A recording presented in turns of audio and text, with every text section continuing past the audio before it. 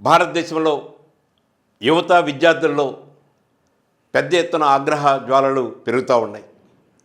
ఒకవైపున నిరుద్యోగం, మరొక వైపున పరీక్షా పత్రాల యొక్క లీకులు ఎక్కువ కావటం, ఎంతో కష్టపడి చదువుకున్న విద్యార్థులు సక్రమంగా పరీక్షలు రాలేని పరిస్థితి, ఈ లీకుల వలన అనేక మంది ఆత్మహత్యలు చేసుకునే పరిస్థితిని చూస్తూ ఉన్నాం.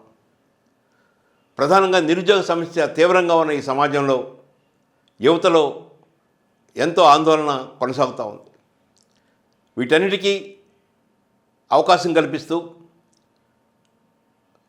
ఇటీవల అమెరికాలో స్థిర నివాసం ఏర్పరచుకున్న అభిజిత్ దీప్కే నాయకత్వంలో కాక్రోచ్ జనతా పార్టీ ఆవిర్భించింది. ఇదొక డిజిటల్ మూమెంట్.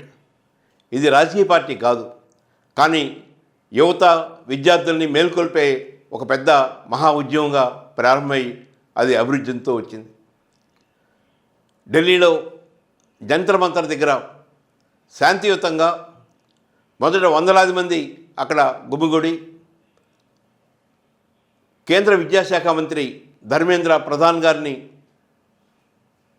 రాజీనామా చేయాలని కోరుకుంటూ, భవిష్యత్తులో విద్యారంగంలో సంస్కరణలు తీసుకురావాలని కోరుకుంటూ నిరాహార దీక్షలు ప్రారంభించారు.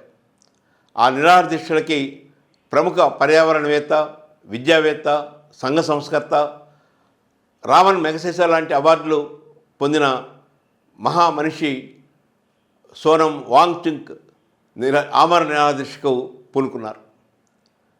అది కొనసాగుతూ ఉంటే 22 రోజు 23 రోజు వచ్చేటప్పటికీ కేంద్ర ప్రభుత్వం పోలీసులను ఉపయోగించి ఆ నిరాహార దీక్షను భగ్నం చేసి ఆసుపత్రిలో చేర్చడం జరిగింది. ఆసుపత్రిలో కూడా ఆయన నిరాహార దీక్షను కొనసాగిస్తూ ఉన్నారు. అనంతరం వారి భార్య గీతాంజలి, అదేవిధంగా అనేక మంది ఈ సమాజంలో మార్పు కోరే అభ్యుదయ శక్తులంతా కూడా జంతర్ మంతర్కి చేరారు. జూలై 20వ తేదీ పార్లమెంటు ముట్టడికి పిలిపించారు. నిన్న జరిగిన పార్లమెంటు ముట్టడి కొన్ని వేల మంది యువత విద్యార్థులు హాజరై ఆ ముట్టడిని విజయవంతం చేశారు. విద్యార్థులు ఎలాంటి ఆగ్రహాలు ప్రదర్శించకపోయినా, ఎలాంటి దుస్సంఘటనలకు పాల్పడకపోయినా పోలీస్ యంత్రాంగం వారి మీద లాఠీచార్జ్ చేయటం, టియర్ గ్యాస్ ఉపయోగించడం ఇవన్నీ కొనసాగినాయి. అయినా కూడా విద్యార్థులు ఉదయం నుండి సాయంత్రం వరకు ఆ ఉద్యమాన్ని కొనసాగించారు. పార్లమెంటు గేట్లని తాకారు. పార్లమెంటు ముట్టడిని విజయవంతం చేశారు. మన రాష్ట్రం నుంచి ప్రముఖ సినీ నటుడు ప్రకాష్ రాజ్ గారు, అలాగే షబానా ఆజ్మీ, ఇలాంటి అనేక మంది గొప్ప వ్యక్తులు అక్కడికి వెళ్ళి ఆ నిరసన ప్రదర్శనని జయప్రదం చేయడంలో తోడ్పాటును అందించారు, సంఘీభావం అందించారు.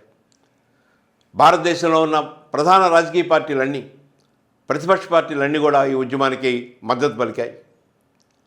కానీ దురదృష్టం, ఆంధ్రప్రదేశ్లో ఉన్న వైఎస్ఆర్ కాంగ్రెస్ పార్టీ కానీ, భారతీయ జనతా పార్టీ కానీ, జనసేన పార్టీ కానీ, ఇక్కడున్న తెలుగుదేశం పార్టీ కానీ, ఈ 4 పార్టీలు ఈ ఉద్యమానికి మద్దతు పలకలేదు.